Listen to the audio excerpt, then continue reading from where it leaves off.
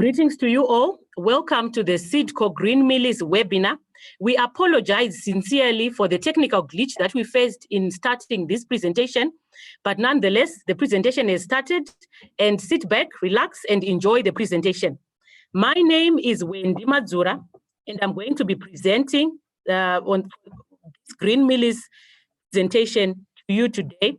I'm going to be presenting with Professor Derera on the presentation today. We're just going to start off with some housekeeping issues.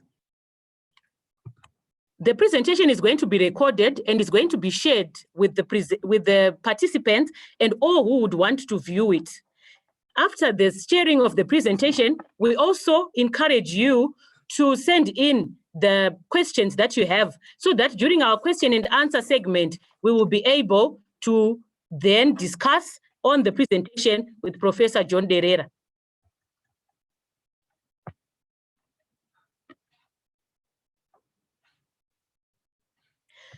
The presentation format is going to be like this. We are going to start by discussing the issues to do with the profit story, the profitability of green mealie production. We are also then going to look at the agronomics and how we can move to understand how this program can be profitable in our cropping ventures.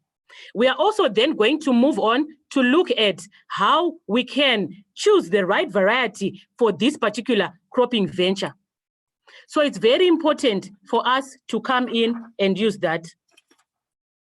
So it's very important for us to note that when we are using this method of production, it's important for us to factor in the profitability and the profit matrix. In green mealie production, it's important for us to know that we need to get a return per dollar invested of between $2 to $3. That is if we do it right. So when we do it right, it means we need to also factor in our variable costs. The variable costs would differ in that we need to factor in our fertilizer, herbicides, insecticides, and fungicides. So it's also important for us to note that when we are factoring it in US dollars, it will range between $800 to $1,000.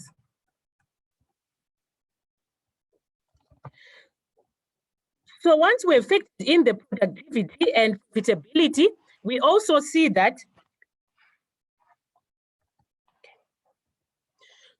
so when we look at the profitability, we are going to see that between $800 and $900 is going to be used up as our variable cost. Here we'll be looking at the fertilizer, herbicide, insecticides, fungicides, and the labor that is required for you to produce your crop. We also need to factor in the fact that farmers should produce between 3,000 to 3,500 sellable cobs in terms of dozens per hectare. So this is what will give you a higher profit margin when you produce your green mealie crop. So when we used that profitability matrix, based on the selling price that is available from the selling price that is available as of yesterday, we found that a farmer is getting between US $1.20 to $1.50, and even up to $2, depending on your market.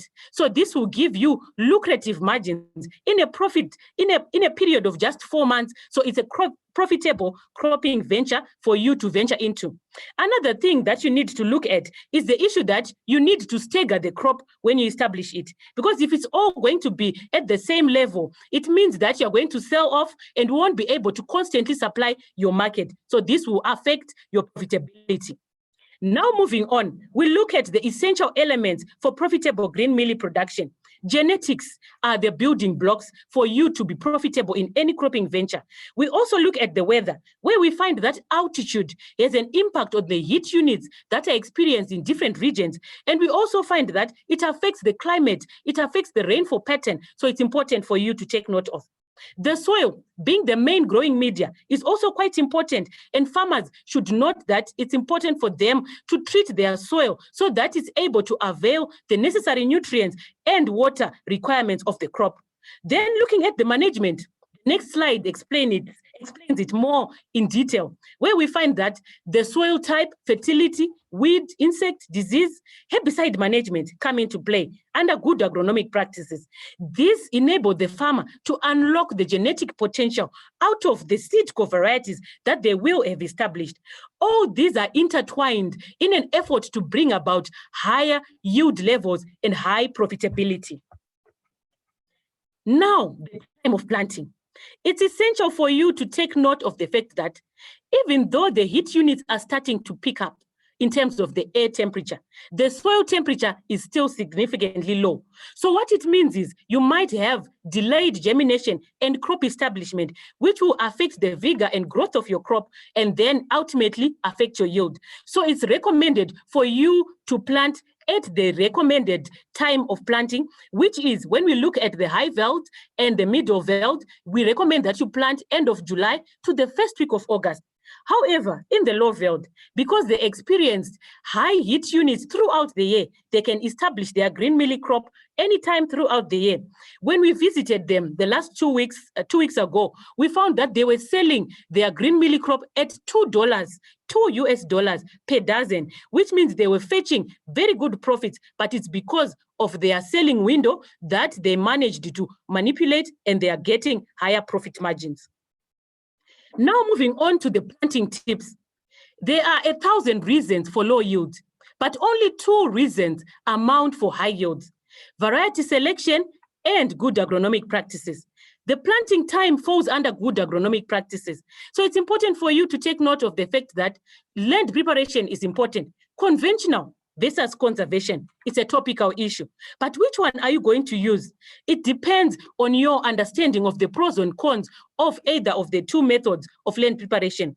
We as SEEDCO are advocating for conservation methods of farming because they are sustainable. They move hand in glove as well with the global thrust to move for sustainable agriculture. So conservation tillage is advised and is encouraged when you are doing your land preparation. However, your ultimate goal should be to achieve a fine tilt, because a fine tilt will result in good seed to soil contact and hence germination. Moving on to the optimum plant populations, they range between 40,000 to 44,000 plants per hectare, which is to say, for green mealies, yes, we know that there is a major shift towards higher plant populations, but for green mealies, we advocate for a lower population percentage, because this will enable you to get large, attractive cobs that will fetch more on the market. So it's important for you to factor in that when you are making your decisions on the spacing that you're going to use.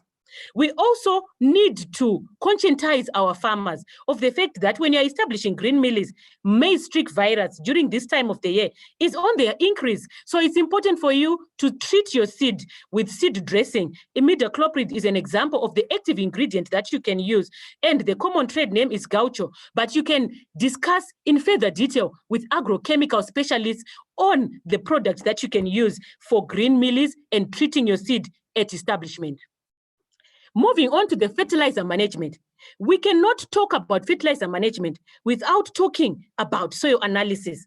Soil analysis is the backbone of successful fertilizer use efficiency, because it will tell us the right type of fertilizer to use, the quantity, and the time to apply it.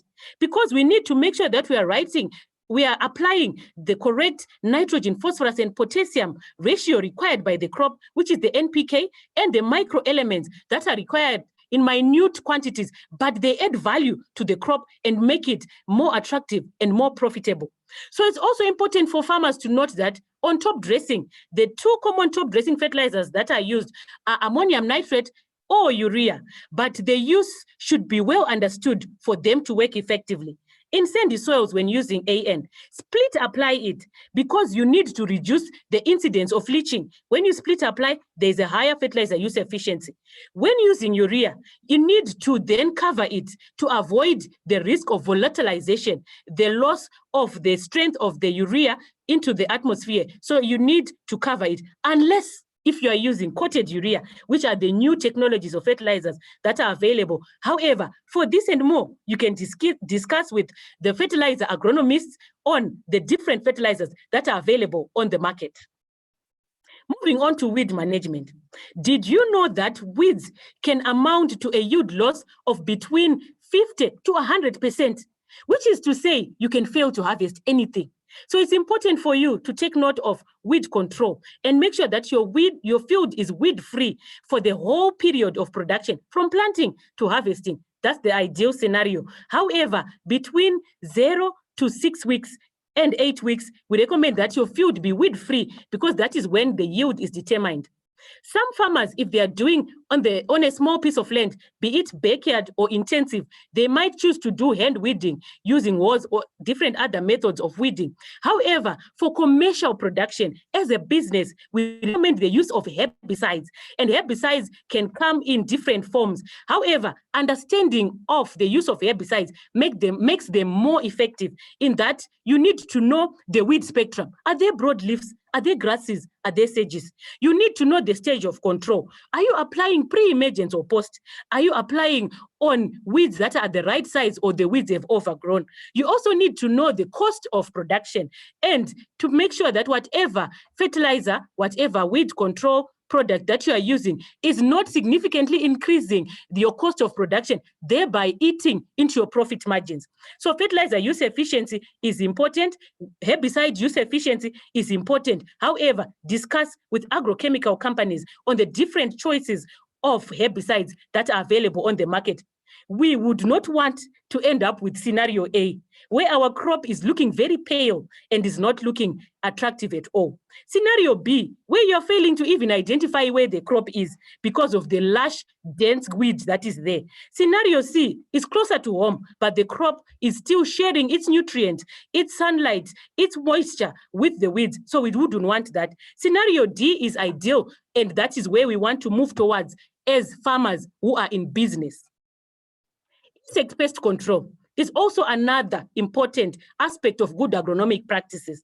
The important thing is for you to know the problematic insect pests in any crop before you even venture into it and plan ahead. So it's important for you to know that stalk borers are going to probably be a challenge for armyworm, African armyworm. But at the early stages of establishment, we find that cutworms can cut at the base of the plant, thereby reducing the crop stand and population that you are going to get. So it's important for you to factor that in.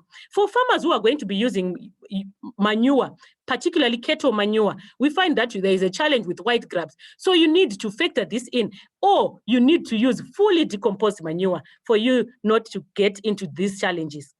The most problematic insect pest, however, is fall armyworm.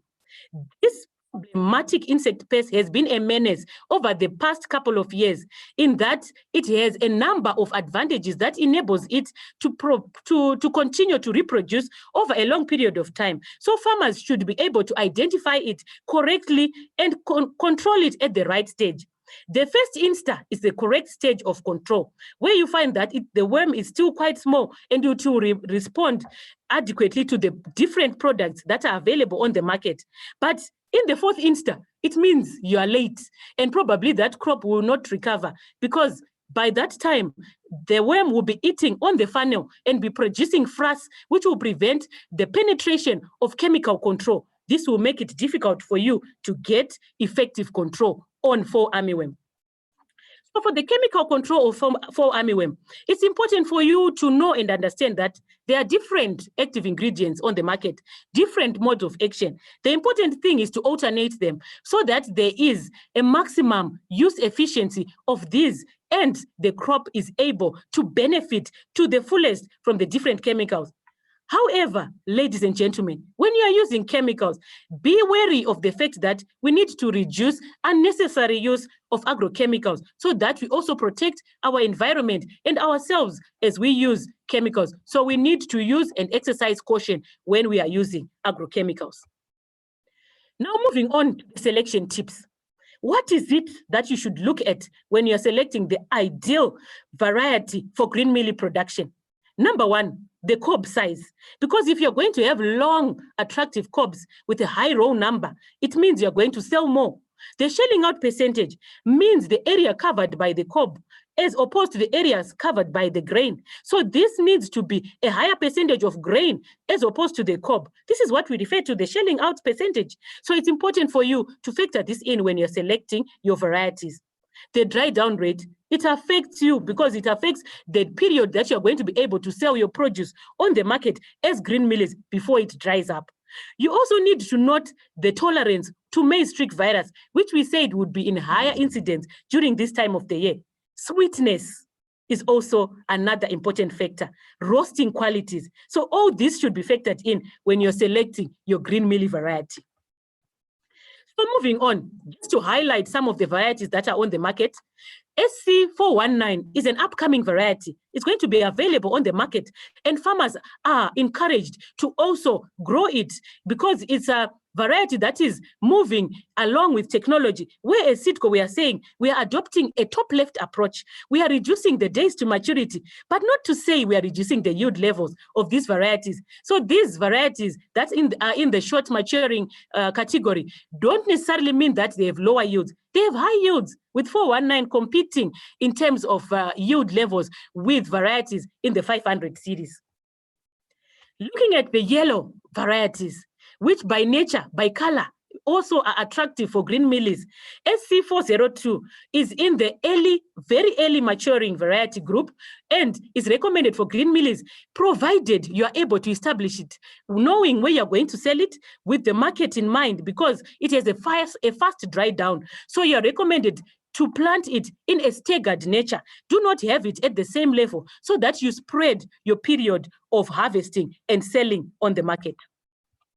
Moving on to the 500 series, there is 513, the popular 513 variety, which has been grown extensively across different regions because of its high adaptability. This variety is also quite sweet for green mealies, so farmers tend to grow it extensively. It produces a reasonably sizably big cob, so farmers can also benefit from growing SC513. But at Sitco, we are not ending there. We are moving with the times in a bid to bring about innovative seed technologies that are modern in line with climate change. So we have a new 500 series variety, 555. This blockbuster is proving to be outperforming all the varieties in its maturity group, giving a large cob that is attractive. It has a tip cover as well, which means every grain counts when you're doing green mealies. So it's attractive as well for green mealies. And the feedback that we are getting from farmers who produced it last season is that it's also quite sweet. So it's another one to look out for. Moving on to the medium maturity group, SC649 has been termed the desert walker. Why? Because of its adaptability to harsh conditions. This variety has been able to adapt to harsh conditions to the fact that it is able to withstand long periods of moisture stress. So it produces a stout cob with with a high row number, and is also able to confer stay green characteristics, making it a good green mealie variety to work with. Still, in the midst of producing new varieties, we also have a new flagship in the medium maturity group, SC659. This is truly a marvel in this maturity group because it's outperforming all the varieties. It's also competing with the 700 series. Imagine, this variety is one to reckon with. So it's a very good choice for green mealies. The size of the cob, it can reach even between 28 and 31 centimeters in size. So which is to say, in a short space of time, a farmer will be able to harvest and sell an attractive looking green mealie crop, which is tasty and has a longer shelf life on the market. Moving on to the yellow with a difference variety, the most talked about yellow maize variety on the market, SC608. This has an excellent stay green character as well, and it's also a variety that tastes, it's quite tasty, and it has very good roasting qualities. By virtue of it being yellow, it means it's also going to produce well when it's going to be roasted, and farmers will be happy about this. 719 has been seen to be well adapted in the maturity group of the 700 series, the highest yielding maturity group of all the maize varieties on the market. It's attractive in that it has a very good tip cover. It's bulky, it's leafy, which means it can also produce a very attractive looking cob.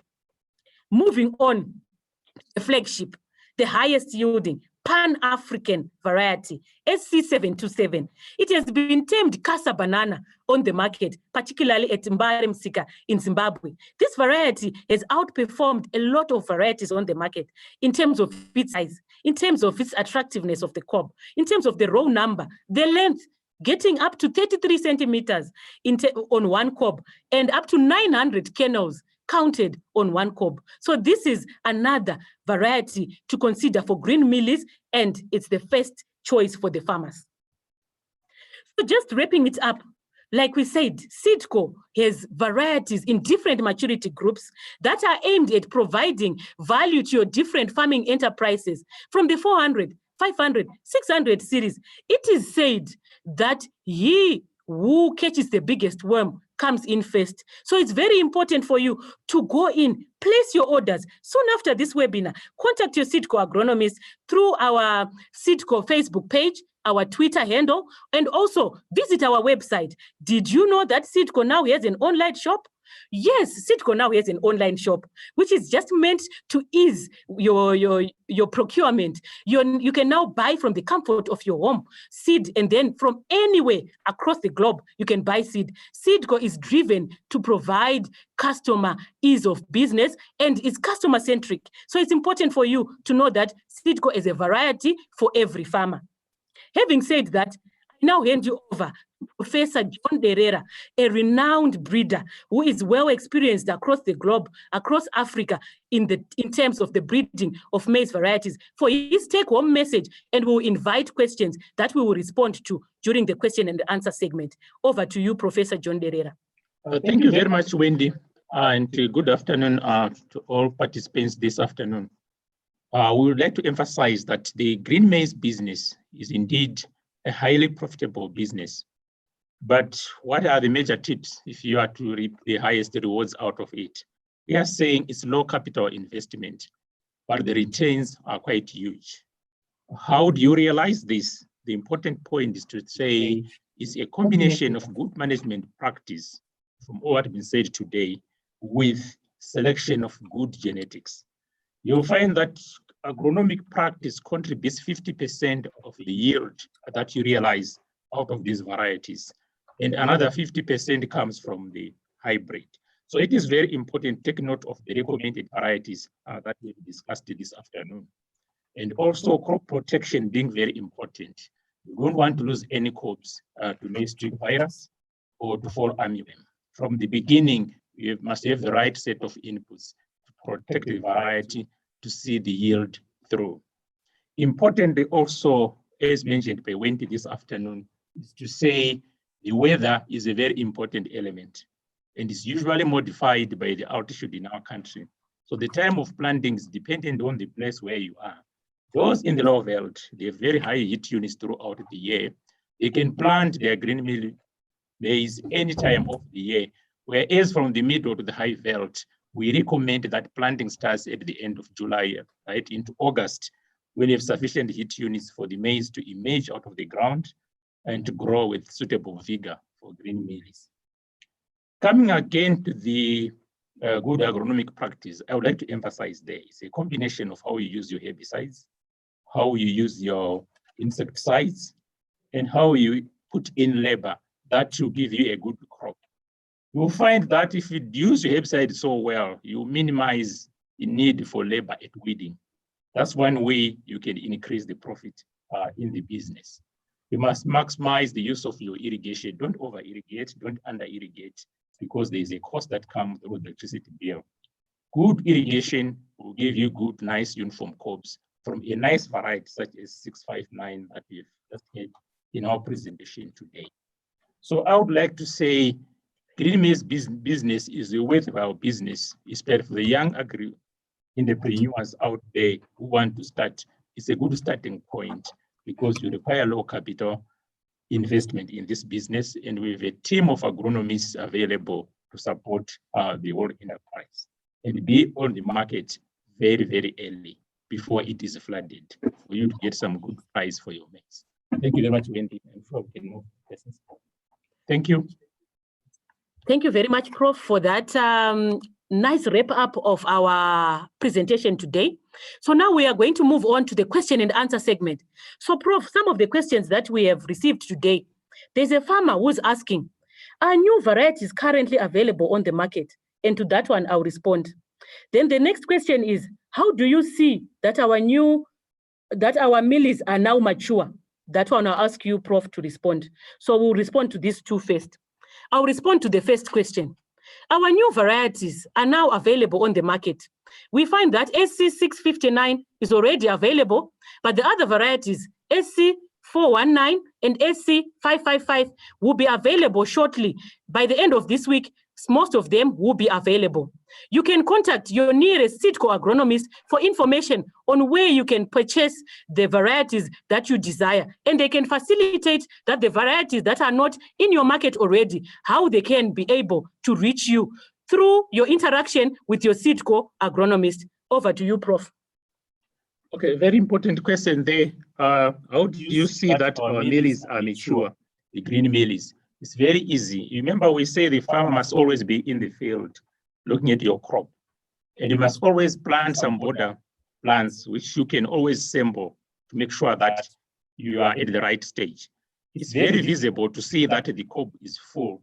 You find that the silks, which are the female flowers, will be dry, and you see that the cob is indeed quite full. You can touch it and feel it. But what we recommend in most cases is to sample these border plants so that you check whether they're at the milk stage or not, because it's easy to bypass the selling stage. So the most important thing, check the size of your cobs, have a feel of it. Are they firm inside?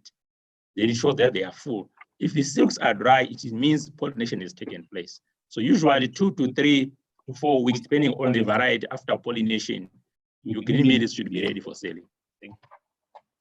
Thank you very much for that. Our next question is on what is the best method? What is the best method of land preparation? The best method of land preparation. Maybe you can take that one, Prof. In terms of what? The best method of land preparation. Okay. Conventional versus conservation. Okay, in this case, it depends on your area, but in most cases, conventional would be easy because you have to prepare a very fine tilth. But if you have very good equipment, we also recommend conservation agriculture practice these days. But a fine seedbed is very important for green mealies because you want uniform emergence, uniform crop, get uniform cobs so that you can sell all cobs at the same price. If you don't have that uniform bed at the beginning, the germination or the emergence of seedlings will be some variation in it. That will also influence the maturity period of the cobs and the size of the cobs. So a fine uniform tilth is important. If you want to go by conservation, make sure you have the right equipment to achieve uniform landing depth, for example, in that case. Thank you very much for that answer, Prof. Very detailed indeed. We have a question here from Mbongeni Bebe, who's asking, what is the best method of irrigation? Would you advise drip? Maybe you can take it, Prof. Yes, there are several ways of irrigating, from flooding, using overhead, using the drip irrigation. Drip irrigation is the most efficient one. One, it directs the water right to the plant where it is required. Two, you minimize the use of electricity. You also conserve water. Water is now a limited resource in our country, in the region. So an efficient irrigation system like drip irrigation is recommended. Very much for that question, Mr. Mbongeni Bebe. Our next question, Prof, this is an interesting one for you. How do I achieve two cobs on SC727 per plant? Is it possible? How do I do it? It's from Trevor Zinu. Trevor, it is possible. There are two issues that inform the number of cobs that you get per plant. From the outset in my summary, I mentioned the importance of agronomic practice being 50% of the contributor to what you see out of a variety. I also talked about the genetics of the variety. Some varieties will never give you two cobs, whatever management you use. Those ones are not flexible. Some varieties are flexible. We call them the flexi type. They adjust the size of the population that you have planted to get the two crops. So varieties like 727, if you adjust your populations from when this discussion planted 40,000 plants, if you go beyond 50, you may not be able to see the two crops. So if you optimize the population at 40 to 44,000, good weed management, good fertilizer application at the right time, it is possible to get a second crop 727. It is a flexible hybrid.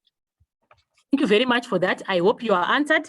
Our next question is from Yvonne Nosipo. How can I get in touch with a Seedco agronomist?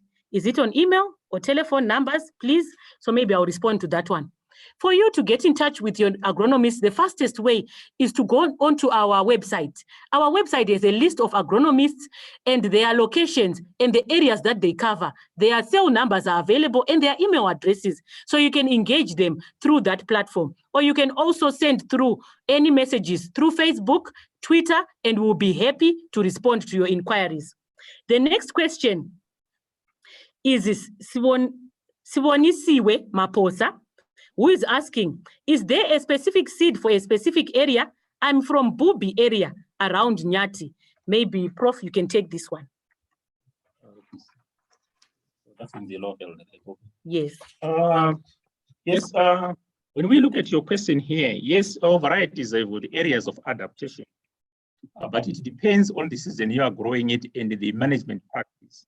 You find that with irrigation, it's more flexible, that you may take even a 700 series to Bubi. You may take 727, 719. But if you have to do it dry land, so then we recommend now those varieties that we say they are climate smart with respect to heat and drought. That's where 419 becomes a variety of choice. SC 555 becomes a variety of choice in those situations. But if you are using irrigation, which we recommend a lot for green mealies, especially when you're doing it off season, you go by 659, go by 727. Those are the varieties that will go. But if you do it dry land during the summer period, then you have to pay attention to the maturity series for your area. Thank you. Thank you very much, Prof. There's a contribution that is asking, kindly share a presentation if possible. So yes, the presentation is going to be shared on YouTube. You can easily access it and you can engage us as well for further interaction through our different platforms. Our next question, in the interest of time, we are going to take two more questions. In the interest of time, we are going to take two more questions. Is SC 529 suitable for green mealie production? Maybe you can attend to that one, Prof. Okay. Yes, SC 529 is also suitable for green mealie production. But we looked at more factors when you look at it. You have a choice between SC 529, SC 555, SC 513. When it comes to tests, SC 555 has been proven to test much better in terms of testing. So that's why I would recommend that ahead of SC 529, but it's also a candidate. Thank you very much, Prof. There is a question on, are all maize suitable for all types of soil, or certain soils require certain seeds? Maybe you can take this one quickly, Prof, before we wrap up.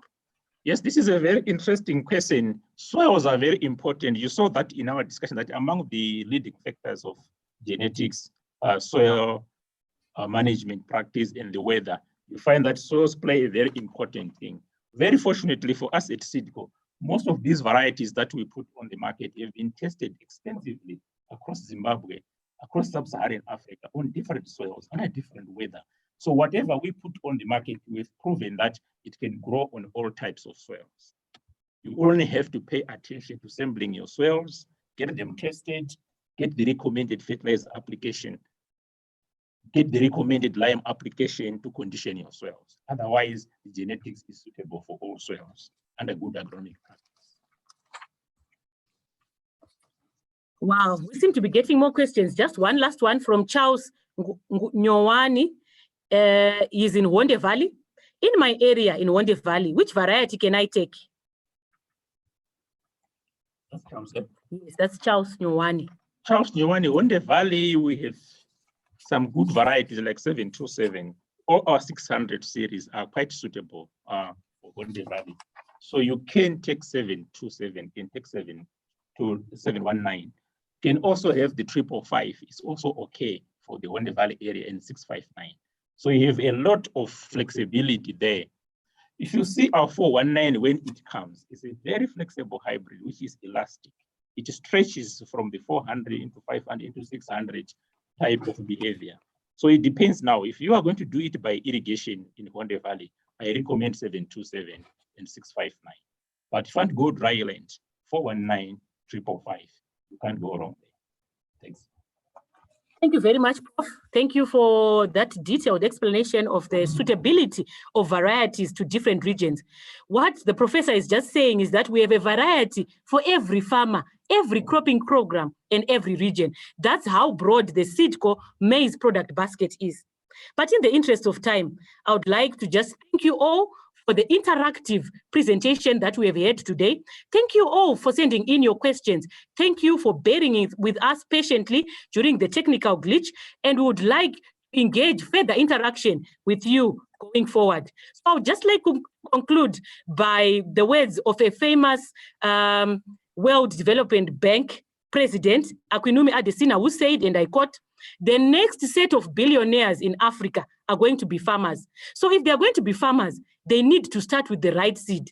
And the business to be in is farming. So you're on the right track. You just need to start with the right seed and embrace good agronomic practices for your farming enterprise to be profitable. SEEDCO is surely the home of bumper harvest. Continue to follow us on our Facebook page. Visit our website, www.seedcogroup.com.zw, and we continue to engage through different platforms with our agronomists who are scattered across the country. Thank you very much for joining us. Look forward to future presentations as we unpack the profitability of farming with SEEDCO products. Thank you all for joining us.